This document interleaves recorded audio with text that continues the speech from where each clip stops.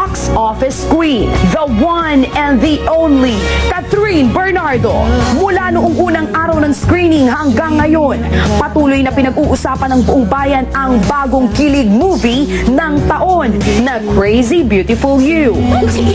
Jackie, shy type ako. Kasabay ng bagong tagumpay ni Catherine, nagbukas din ang ilang panibagong kabanata sa kanyang karera at buhay. Una, isang panibagong samahan ang nabuo sa pagitan niya at ng mga kababayan natin sa Tarukan, lugar kung saan nag-shoot ng pelikula ang Katniel.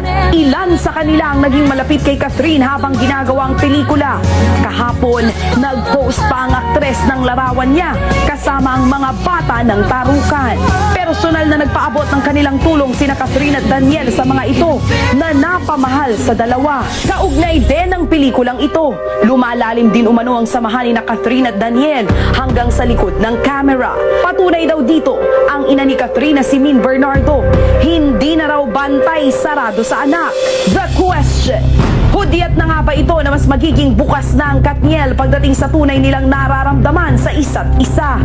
Ngayong hapon, the Teen Queen answers the 3 killer questions. The Teen Queen faces the top 3. Catherine Bernardo, live! Welcome to the boss, Catherine Bernardo. Hi, Tita Boy. Hi. Umpisa na natin ang pasasalamat sa sambayan ng Pilipino dahil sa suportang ibinigay sa inyo. Yes, again, gusto kong magpasalamat sa inyong lahat, sa lahat po ng suporta. Sobrang saya namin, lahat ng hard work namin ng buong team. Talagang nagpe-pay off. Maraming salamat. And of course, sa mga nagpo-vlog screenings again ng mga fans namin, thank you so much. At pupuntahan namin hanggang kaya namin. Maraming nagtataka bakit wala si Daniel today. Meron siyang TVC show. Okay. Praise God, thank God for that blessing. Pero pinapa-announce ni Miko, and because Ayan I na. love Miko, I will obey Miko. 110 million pesos na as of 1 p.m. today. How many days is that, Kirsty? In how many days? 3. Wednesday, Thursday, sorry, mali. Wednesday, Thursday, Friday, Saturday. Sunday, 3 p.m. 4. Basta yun na. Oh no, nandun na yung stinger. Ay, ako muna! Me first. Okay. Okay, because Ayan na. 18 ka na, magna-19 ka na. Yeah. Soon, kailan ang 19th birthday mo? March 26, Tita. Super near, di ba? Yes. At 18 kasi, di ba, butante ka na eh. Yes. You are Legal na yun. Legally an adult. So because magna-19 ka na, officially ba? Kayo ba ni DJ? Kayo na ba talaga? As in, truly, madly, we are in a relationship. Oo, hindi. Yes or no lang yan? Yes or no? No, Tita. Oh. Hindi pa. You want to elaborate? Yeah. Okay. Kasi parang kami ni DJ, di ba parating tinatanungin kami, di naman namin matatago na special kami sa isa't isa. Siguro, we're very close, ganyan. And kinoconsider na lang siguro namin na yung day na naging love team kami or na-pair up kami sa isa't isa na yun na lang yung parang anniversary or something. Ay, ano ba yun? May anniversary. Parang that Anong was day? 3 years ago, Kuya Miko, right? Or 4? Yeah, 3 years ago, during growing up pa. And then, yung nag-start yun, parang, yun na lang. Yun ang anniversary. 2011? Yes. Christmas Yeah. Eve. Oo! Correct, yeah. Oh, di Sabay yun. 2011, so that must be around June, July? Yeah, around ganun po yung girl. Pwede mag-follow up? Kaya Okay, we respect that. No. Pero, pumapayag ba kayo sa isa't isa? In real life, I'm not talking about you as movie stars, as actors. Pumapayag ka ba, halimbawa, na may ligawan si DJ? Pumapayag ba si DJ na may magparamdam at lumigaw sa'yo? Ako, pag Yes ako or no din yun? Okay. Siguro pag kay DJ, ako, yes, yeah. May right naman, siguro ang selfish ko naman kung sabihin ko na ayoko siyang maligaw sa ibang bahay kasi he's very young, 19, and parang, Oh. hindi ko siya pagkakait sa iba. Si Decision DJ, na yun. palagay mo? Hindi ko alam. Ako tingin ko sasagot ni DJ no. Diba? I have a feeling, diba kasi nung in-interview ko sila before, nung love triangle pa lang kami. Gusto na agad, teka lang. Ikaw na! Ano yung killer question mo? Kasi nung in-interview ko sila dati, ka-love triangle pa si Enrique, sabi ko, okay ba, ayaw ni DJ naman yung liligaw sa kanyang iba. Oh, ikaw Okay. na, go! Ito na nga yung killer question ko. Papalitan, meron talaga akong killer question, pero papalitan ko na lang. Based dun sa mga narinig ko today. Okay, kasi hindi naman kaila sa lahat na naging mainit talaga yung banggaan ng fans ng Katniel at saka ng Jaydeen. Hindi ngayon personally, meron ba kayo talagang ilangan ni Nadine?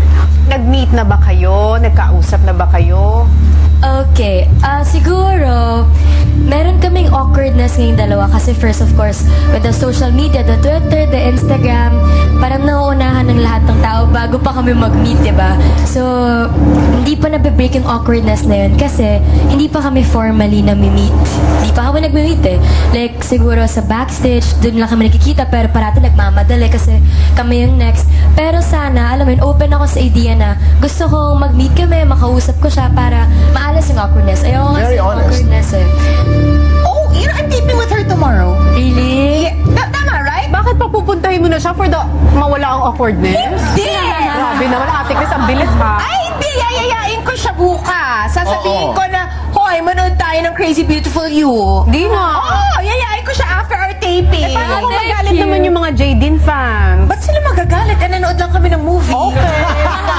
Diba? Maganda naman ata yung intention ko. Manood tayo ng movie kasi you have to take the first step, diba? And then after nanood kami, diba, maybe later, I can text you, uy, Gab, coffee tayo. Good! Sige, Oo, basta diba? Basta nandun ako, promise. Okay, got That's it. diplomacy, di ba? Ako naman ba ako magtanong kasi wala pa naman yung tunog. It did na, no? I did not. No, Nadine, I can't get over the fact that she said no, we're not officially asked. Maybe because I'm reacting as a fan na parang siguro hindi lang ako, marami ang nakakaramdam na bakit hindi pa sila. Pero palagay ko, let's give them time, you know? Pero hindi yan ang killer question ko. I did an interview with you for a product. We did that very nice interview. At isa sa mga katanungan dun ay sabi ko, how do you handle competition? Ito diretsa talaga ito. At sabi mo, Tito Boy, I don't look at the environment, I look at myself, I compete with myself. Pero inevitably, hindi may iwasan kasi, Catherine, that you're pitted against the It Girls. I'm talking about Janela, I'm talking about Julia, I'm talking about Liza. Liza Soberano. Tanong, sino para sa'yo ang pinaka-mahigpit mong kakumpetensya sa tatlong ito? You cannot say all. You have to choose one. And why? Wait, before I answer that question, pwedeng sabihin ko kasi muna na kaming apat, magkakaiba kami, lalo na sa personality, maybe sa pag-arte namin or yung mga kung saan yung strengths and weaknesses namin. Kasi with Julia, she's very pretty, she's very smart, alam naman natin yan. And then si Liza, parang nakasama ko siya sa Must Be Love and Got to Believe. And nakita ko ngayon na sa Forevermore na nakaka-proud sa panoorin kasi ang laki talaga ng in-improve niya and she's willing to learn ever since. Ganun yung okay kay Liza. And with Janela naman, alam naman natin na sa amin apat siya talaga yung wow, ang galing niya kumanta. Pag nag-record kami, si Janela yung pinaka-singer talaga. And then ngayon yung mga reviews pa sa OMG, parang alam mo yun, lahat kami talaga, we're trying naman talaga to do our best. So if you are competing with one of them, sino ang pinaka-mahigpit na kompetisyon? I can't choose Tito Boy kasi nga lahat kasi kami, as long as feeling ko ako, as long as you're trying and as long as nag-work hard ka, feeling ko yun yung importante. And parang ako lang naman to, parang di naman ako sobrang malayo sa kanila na ako yung magde-decide sa ganong bagay. I think hindi ako yung right person to answer. I beg to disagree about the Ako din. sobrang malayo. Ako Kasi din. ang layo-layo mo because you're the queen.